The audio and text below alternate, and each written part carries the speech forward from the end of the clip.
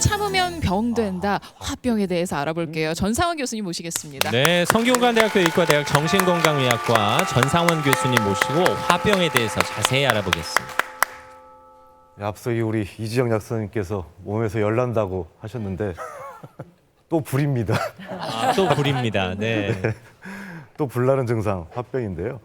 우리나라 여성들한테 많고 또 어떻게 보면 우리나라 고유의 병이기도 합니다. 그래서 오늘 한번 소개를 드려볼까 합니다. 70대 여성인 분이 이제 진료실에 찾아오셨는데요. 가슴이 막 뜨겁고 타들어가는 느낌에 답답하고 막 조이고 너무 힘들어가지고 잠을 못 잔다. 또 불면증 얘기 나오셨네요. 어떻게 보면 갱년기하고 겹치는데 너무 힘들다고 찾아오셔가지고 이거 좀 어떻게 해달라고 오셨어요. 그래서 저는 이제 환자분을 많이 보니까 이게 뭔지 직감을 하죠. 그럼 제가 이제 몇 개 질문을 드리기 시작합니다. 자, 젊으실 적에 고생을 좀 많이 하셨는가 봐요. 이렇게 물어보시면 아유, 저같이 사는 사람이 어디 있습니까? 저 같은 인생 없을 거예요. 제가 워낙 의도입니다. 남편분은 잘 해주셨나요, 지금까지? 그 인간 얘기도 하지 마시고 매일 술 먹고 들어오고 생계도 책임지지 않아서 내가 혼자 장사하면서 키웠습니다. 아이고 고생 많이 하셨네. 그러면 솔직히 자식들이라도 효자해야 되지 않습니까? 네. 자식들 물어보죠. 자식들 어떠십니까? 거긴 더 큰일이에요. 첫째는 결혼해서 애도 있는데 직장도 없고 며느리는 말도 안 듣고 손주들은 할미라 무시하고 아이고 답답하죠? 네. 하나 더 있습니다. 하나 또 있어요? 손주를 키우고 있어요. 아. 맡아서. 이건 저한테 화병으로 오시는 모범 만점 답안입니다. 예. 근데 이제 저는 이제 직감을 해서 어머니 이거 화병 같은데요? 라고 얘기를 드리면은 어머님이 조금 저랑 다른 얘기를 하세요. 아니 젊을 때 다 이렇게 살았지. 뭐 내가 뭐 특별한가? 다들 고생하면서 살았죠. 그게 뭐가 이상합니까? 그리고 이제 뜨거운 거랑 이게 무슨 관계입니까? 아니 나 고생한 거랑 뜨거운 거랑 별로 관계 없는 것 같은데 빨리 이거나 치료해줘요. 이렇게 됩니다.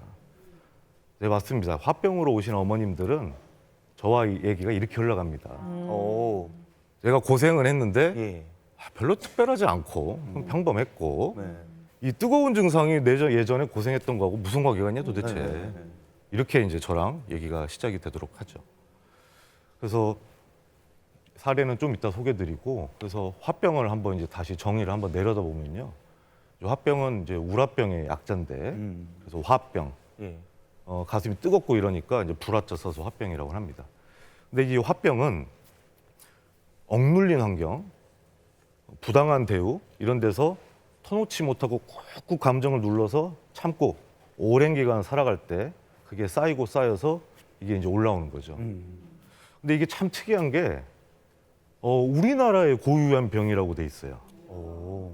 근데 이게 왜 그럴까 생각을 해보면 이제 여러 가지 원인이 있는데 사회적으로는 우리나라가 전쟁도 치르고 민주화 운동도 하고 먹고 살기 힘든 거 견디고 이럴 때 웬만한 미덕이 참는 것이다.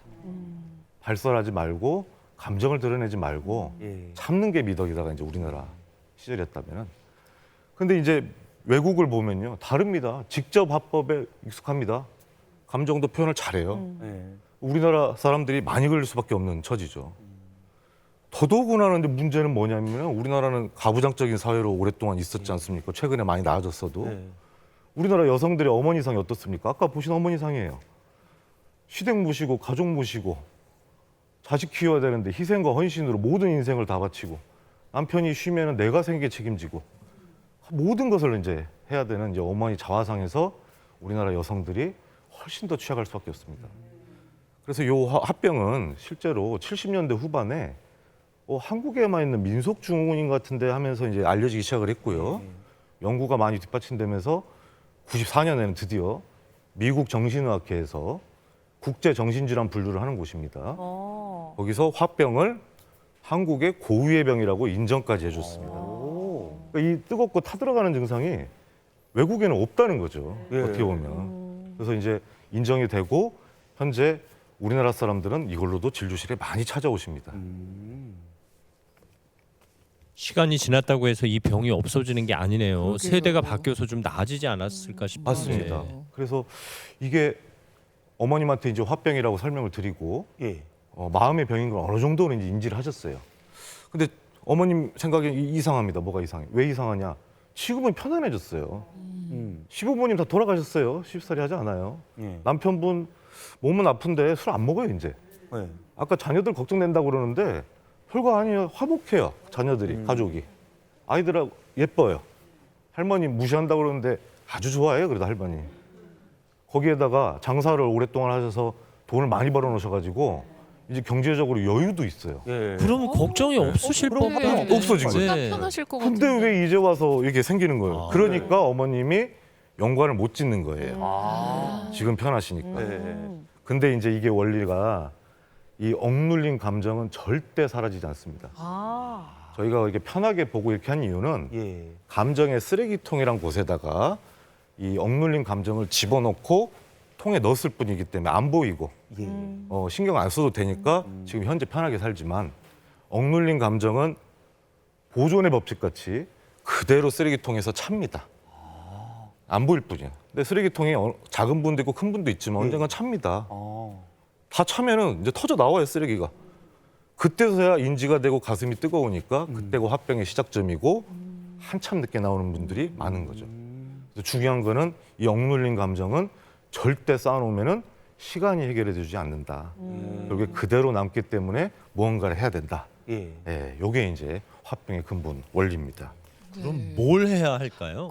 네, 맞습니다. 그래서 제가 이제 어머님한테 이제 화병인 분들한테 추천드리는 이제 몇 가지 방법이 있습니다. 네. 첫 번째는 이제 개인 면담인데 예. 나레이션 치료라고 오. 과거에 당했던 거, 참았던 거, 억울한 거를 말할 수 있게. 말로. 네. 오. 처음엔 좀 어려워하세요. 예, 예. 왜냐하면 죄책감도 있어요. 내가 돌아가신 시부모님 욕하면은 어떡합니까?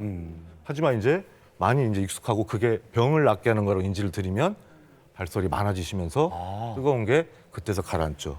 과거에 있었던 일을 말로 옮기는 것만으로도. 네, 맞습니다. 네. 물론 이제 이분은 증상이 너무 심했기 때문에 제가 약물 치료를 드리긴 예, 했는데 예. 약물 치료는 아까 말한 대로 근본적 치료는 아닙니다.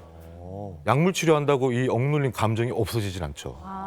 그냥 방패같이 지금 잠깐 가라앉혀 드리는 거고요. 나레이션 치료는 이렇게 편지 같은 거 써서 읽으시는 거예요? 네, 그것도 있습니다. 그래서 말로 할 수도 있고 예, 예. 제가 이제 솔직히 편지 치료 받고 이후로 이분이 처음에는 말수가 없으시다가 이제 본물 터지듯이 어떻게 그렇게 기억이 생생한지 어떻게 그렇게 당연하게 듯이 그 한 일이 생생하게 생각나는지 너무 많이 하니까 제가 예. 일기도 써보셔라. 그랬더니 또 이제 몇 페이지가 오시죠. 그랬더니 이제 제가 다 읽지도 못해요. 아이고 그 정도로. 그래서 이게 시간이 지나니까 어떠십니까 하니까 말만 하고 예. 글만 썼는데 뜨거운 것이 가라앉아서 좋다. 이렇게까지 얘기를 하셨어요. 네. 그래서 마지막으로는 이제 저희가 또 그럼 하나 더 해봅시다 하고 레크레이션을 이제 권유드렸고요. 레크레이션이요? 네네네. 이 화병이라는 게 이렇게 발설하고 터놓고 말하고 감정을 그대로 드러내는 것만으로 충분한 치료지만 예. 신체적으로 발산하는 것도 굉장히 좋은 치료입니다. 뭐 노래 부르기도 있고요. 뭐 악기도 할 수 있고 공예도 할 수 있고 에어로빅 운동 이런 것도 할 수 있고요. 예. 몸으로 발산하는 거. 어머님 하나 해보셔라라고 이제 프로그램 골라드렸더니 이제 사물놀이를 선택하셨어요. 오. 예, 배우기 쉽다고. 그래서 제가 꽹가리. 어느 정도 있다가 이제 사물놀이 잘 다니십니까 했더니 이제 그 장구를 왼쪽은 시어머니, 오른쪽은 남편. 그런 거예요? 이렇게 생각하면서 신나게 때리시겠네, 신나게. 너무 신나게 때려서 한 장구채 한 4개는 새로 교체를 하셨다고 그러더라고요. 네. 제가 장구채가 그렇게 조금 비싼지 몰랐습니다. 예, 예, 예. 그리고 꽹가리도 신나게 놀게 폈는데 사물놀이는 여럿이 하는 거니까 아. 소리가 너무 크시니까 그거는 그만두셔라. 예, 그렇게 해서 우리 환자분이 많이 편하고 뜨거운 곳이 가라앉았다고 하셨어요. 그렇게 2년의 시간이 흘렀어요. 예, 2년의 시간이 흘러가지고 이제 어머니 말씀하시더라고요. 이제 뜨거운 곳도 거의 가라앉고 편안하니까 병원에 그만 오고 싶다. 저도 동의했습니다. 이렇게 증상이 많이 가라앉았으니까요. 근데 저는 이제 그 마지막 면담이 생생히 기억납니다. 어머니 뭐라 하셨냐면 이번에 둘째 아들 결혼하는데 아주 이쁜 색깔의 한복을 골랐다. 그래서 제가 그게 어때서요? 그랬더니 내가 첫째 결혼할 때는 사돈 눈치, 아들 눈치, 며느리 눈치, 어르신들 눈치 때문에 일부러 그렇게 입지 말라고 그래도 허름하게 예, 예, 예. 허름하게 입었다면 나는 이제 달라졌다. 나 하고 싶은 대로 하고 죽기 전에 언제 이렇게 이쁜 옷 입어보냐. 당당하게 골랐는데 사진을 보여주셨는데 이거 약간 신부보다 좀 더 그 정도로 화려하게 입으셨군요. 한복이 좀 더 이뻐요. 그래서 아유 어머님 이래도 그랬더니 어머님이 아유 선생님 걱정 마셔라. 이거 다 내가 화병에 안 걸리려고 내가 다 한 거지. 내가 아무 생각 없이 했겠냐. 와. 내가 이제 이렇게 생활해보고 뜨거운 걸 가르쳐 보니까 이제 이렇게 살겠더라. 당당하게 살겠다. 예. 할 말 다 하고 이게 그리고 화병이 이렇게 잘 치료되고 편안하면 근데 내가 해보니까 결국에 내가 편하면 우리 가족이 편하더라. 아유. 그래서 내 어머니 상으로 우리 가족을 편하게 하려면 내 화병을 먼저 다스려야지 화목한 가정이 될 거라고 얘기를 하시는 거예요. 스스로 명약 처방을 찾으셨네요. 네. 솔직히 그 이후로 저 아무 말도 못 해드렸습니다. 오. 거기가 화병의 대가십니다. 예, 예, 예. 뭐 거의 교수님이 잘 도와주셨기 때문이죠. 의사가 되신 거죠. 그래서 예. 그렇게 이제 저랑 인사를 드리고 어딘가 이제 잘 계실 겁니다. 와. 처음에 말씀 들었을 때는 제 마음이 다 답답했는데 이렇게 잘 해결되셨다고 하니까 마음이 좀 놓입니다. 네, 맞습니다. 그래서 중간 정리를 하자면 화병이라는 거는 이제 제가 여성분 사례와 가족 사례를 말씀드렸지만 그 화병을 만들게는 억눌린 감정은 회사가 될 수도 있고 친구가 될 수도 있고 뭐 경제적인 돈 문제도 될 수도 있습니다. 그래서 여성을 특징적으로 했지만 실질적으로 남성들도 이런 게 쌓이면 나타날 수 있고요. 젊은 사람들도 단기간에 너무 많이 쌓이게 되면 화병이 나타납니다. 하지만 원인이 어떤 거든 간에 치료는 방향이 똑같습니다. 예, 예. 터놓고 살자, 말하고 살자, 쌓아놓고 살지 말자. 이 원칙만 지키면 이 증상 안 나타나는 거죠. 근데 물론 우리가 이제 항상 어느 때와 장소를 가리지 않고 다 얘기하고 살 수는 없습니다. 예. 그렇기 때문에 이렇게 일기도 쓰고 친구들과 대화도 나누시고 이렇게 레크레이션도 한다면은 화병에 전혀 걸리실 이유가 없게 되는 거죠. 예. 네. 혹시 내가 어떤 감옥에 나도 모르는 사이에 갇혀 있는 건 아닌가를 네. 한번 돌아보는 기회가 됐네요. 그러게요. 네. 교수님 말씀하신 내용 중에 과거에 억눌린 감정들은 절대로 그냥 사라지지 않는다는 맞아요. 말이 되게 네. 마음에 남더라고요. 네. 아, 다들 맞습니다. 힘든 일이 있으면 일기라도 그럼요. 쓰시길 네. 좀 권해드려요. 네. 그리고 저희가 그 감정의 쓰레기통을 예, 예. 넣으면 안 보인다고 그랬는데 그렇죠. 그래서 가끔은 들여다봐야 됩니다. 오. 내가 지금 많이 쌓인 게 맞나? 내가 억눌린 감정이 꽤 진행이 됐나? 예. 못 털어냈나? 가끔 이제 쓰레기통도 열어보고 열어봐야 되는. 주기적으로 비우시고. 예전에 이렇게. KBS 드라마 중에 엄마가 뿔났다라는 드라마 있었잖아요. 아, 맞습니다. 제가 네네네네. 말씀 듣는데 그 안에서 김혜자 선생님이 생각이 나는. 맞습니다. 사실 이 김혜자 땅의 선생님. 어머니들이 그렇게 좀 답답하게 평생을 네. 살아오셨죠. 그 김혜자 씨 보면은 좀 말로 표현할 수 없어요. 네. 40년을 아까처럼 사셨거든요. 예, 예, 그래서 어머니가 가출하죠. 예. 여행을 가요 혼자. 예. 우여곡절 끝에 집에 들어오시는 드라마인데 이제 가족들은 반겨요. 어머님이 돌아왔으니까. 근데 이제 마지막 이제 종영 대사가 김혜자 씨가 독백을 합니다. 내 다음 생에 태어나면 꼭 다시 내 이름 석자로 살고 싶다. 예. 화병에 걸리신 거죠 어떻게 보면.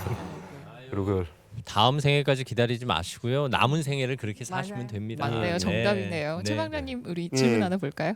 30대 직장인께서 보내주셨는데 한의원에서 화병 진단을 받으셨대요. 네. 근데 주변에 얘기하니까 공황장애 증상 아니냐면서 정신건강의학과에 가보라고 하는데 이게 어떤 차이가 있는지 궁금하다고 보내주셨어요. 증상이 좀 비슷할 수도 있을까요? 네네 그렇습니다. 아까 말한 대로 한국 고유의 질환이기 때문에 한방에서는 화병이란 말을 오래 써왔는데 예. 이제 서양의학에 기반하고 있는 정신건강학과에서는 화병이라는 진단은 실질적으로는 이제 공식 진단명이 아니니까 우울증, 공황장애 이제 여러 가지 비슷한 것들을 이제 드릴 수 있죠. 예. 하지만 이제 이런 증상과 정신과에서 어느게 과거력으로 살아오신지 쭉 보면은 화병인지는 누구든지 알 수 있고요. 예, 예. 치료 방향은 그래서 한방이든 서양의학, 정신건강학과든 이렇게 터놓고 레크레이션 시키고 이렇게 하는 것들은 치료 방향은 똑같습니다. 교수님 워낙 친절하게 강의를 해주셔서 교수님 생전 누구에게 화 한 번 내보신 적 없는 거죠? 안에 쌓이신 거 아니에요? 다들 이렇게 보시는데 네. 저도 다 쌓아놓고 살고 가끔 쓰레기통 못 쳐다보고 살기도 하고. 아이고, 네, 사람 사는 게 다 비슷한 그러게 모양입니다. 말입니다. 자, 이렇게 2교시 수업 마무리하겠습니다. 네. 정 교수님 수업 잘 들었습니다. 잠시만입니다.